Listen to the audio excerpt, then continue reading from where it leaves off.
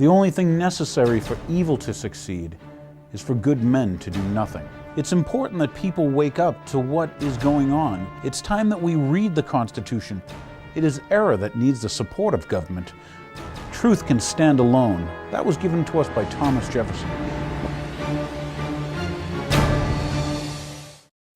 Hello everyone, and welcome to The Real Story. My name is Daniel Hapney, and I'm here to show you the news that the news didn't show you. Or maybe they put it on page 85 and you didn't get to see it.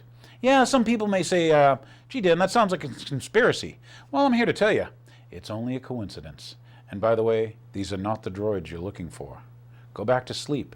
Enjoy the fluoride. Oh, by the way, for the viewers in Sharon, just so you know what they put in your water, here, have a picture of the toxin. Tell me what skull and crossbow means. Skull and crossbones, poison. Rather interesting. And you pay to put it in your water. We'll get into that on another show, but a little fluoride thing for my local viewers.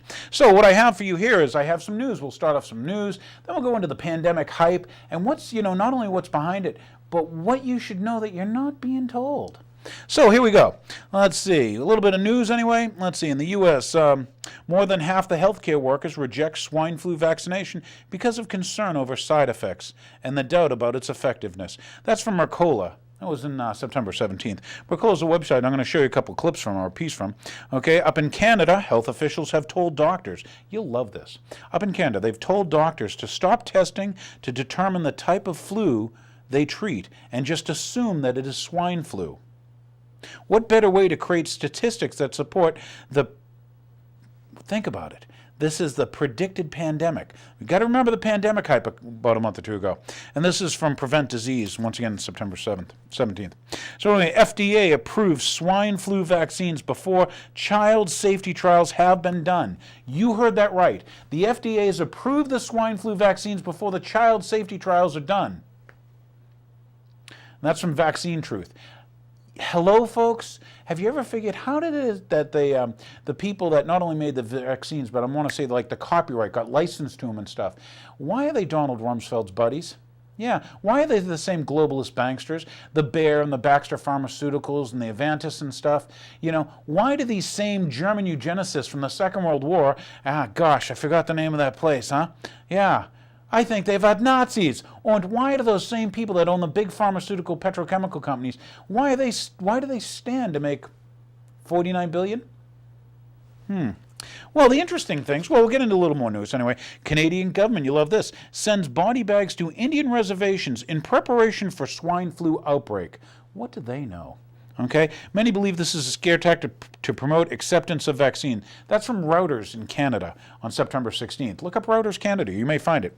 How about U.S. Chief Bernanke says recession is probably over. Meanwhile, as you know, the value of the dollar is tanking. Gold, the yardstick for the dollar, how do you measure a dollar's worth, okay, is at an all-time high. With that, I got a little clip for you. Here's a little bit of Gerald Ciente.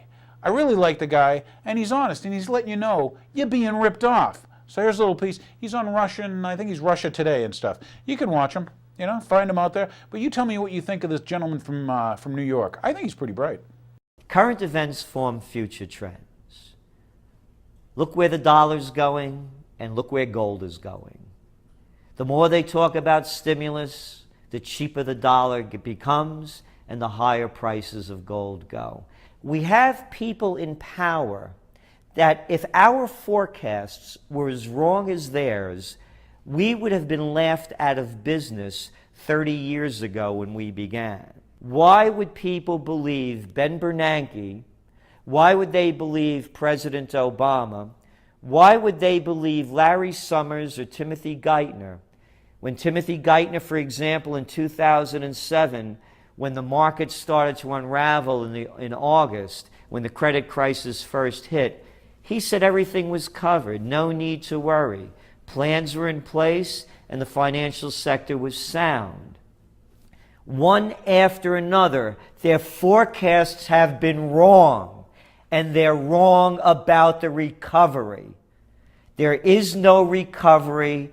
It's a cover-up, and the cover-up is cheap money, and a stimulus package, a second one, will just be more cover-up. They're putting the burden on the taxpayer to cover up what has been done by the financial sector. What is the best piece of advice you could give Barack Obama? Let the too big to fails fail. This is America. You're taught to rise and fail on your own merits.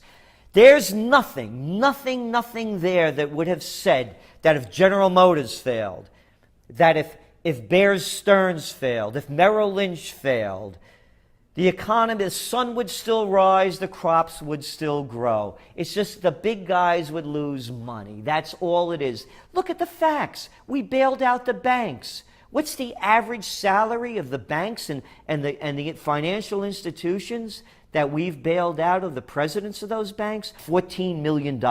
Who makes this kind of money per year? They're not too big to fail. You know, I'm of Italian descent. And all my life I've heard mafia stories. I never want to hear another one. Because if the names on Wall Street were named Salenti, Caruso, Mondavi, Puccini, Rossini, Buitoni, Abatelli, Puccio, they'd call it the mafia. But you're not allowed to call the white shoe boys crooks and criminals. Oh no, they don't do loan sharking or Ponzi schemes. They don't do pyramid scams. They have different names for them. How about credit default swaps? Hey, you want to try your luck at an auction rate security? I have a better one for you. How about a credit default swap? They make up names for games that are criminal games that have bankrupted this country. Gerald Celente, thank you very much for sitting down with us today. Thank you.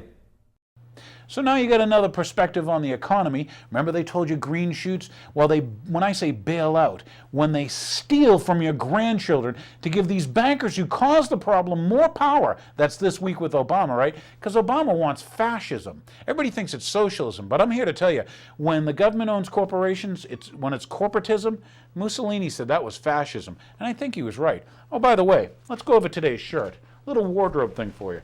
Here you have, worst president ever. Until the new one. Just so you know, there's no real difference. The same money that backed Obama, they backed Bush. The same bankers, the same Goldman Sachs, the same globalist banksters. Yeah, can you buy shares in the Federal Reserve? Is that a public company? So yeah, same thing, different face. In this case, white guy to black guy. Back to white guy, I don't care. Back to black guy, I don't care. The bottom line is the same people are funding them. The same thing's getting done. Think of it. Did Obama pull the troops out? You ask people, oh, he pulled the troops out. Yeah, he takes out 40,000 guys out of Iraq, puts in 50,000 contractors. I think they have a name for them. Mercs. Okay? Takes the 40,000 he pulls out, rotates them into Afghanistan, and adds another 10,000 into Afghanistan. Hey, that's what I call pulling the troops out. Now more people are dying than ever. And for you Holocaust survivors, after we've killed 1 million Iraqis, it's official, we've killed more than 1 million Iraqis. At what point does it become a Holocaust? Did Iraq attack us? Were you attacked by Iraq? Was your sister, daughter, mother, brother, anybody attacked by an Iraqi? Okay? Meanwhile, you had to bomb them. Why? We'll get into that in another show. So anyway, tonight's show, the big thing I wanted to cover with you is let's do this whole pandemic thing.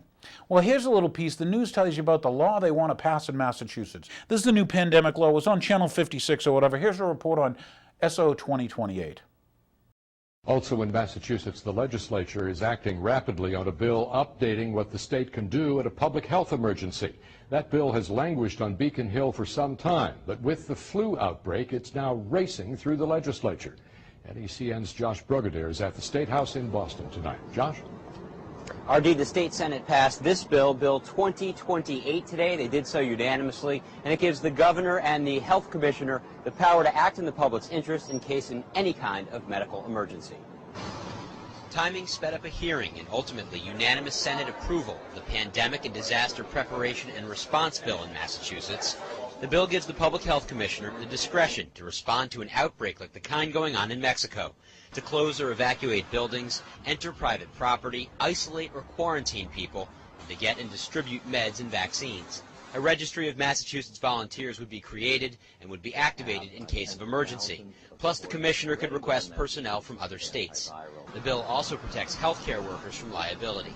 Concerns about the spread of swine flu meant lawmakers, such as Worcester County Democrat Richard Moore, didn't want to take any chances. It's too bad that we have to have something like that pending to get us to finally act, but this was actually on the calendar before that became a news story, so it's not that it's totally that, but it does give us another reason why it's a good idea to have this on the books. NRD, the bill has actually passed the Senate a couple times the past few years, but has never passed both the Senate and the House. The House is expected to take up the bill sometime this week. Josh, any penalty if you don't follow the emergency declaration rules?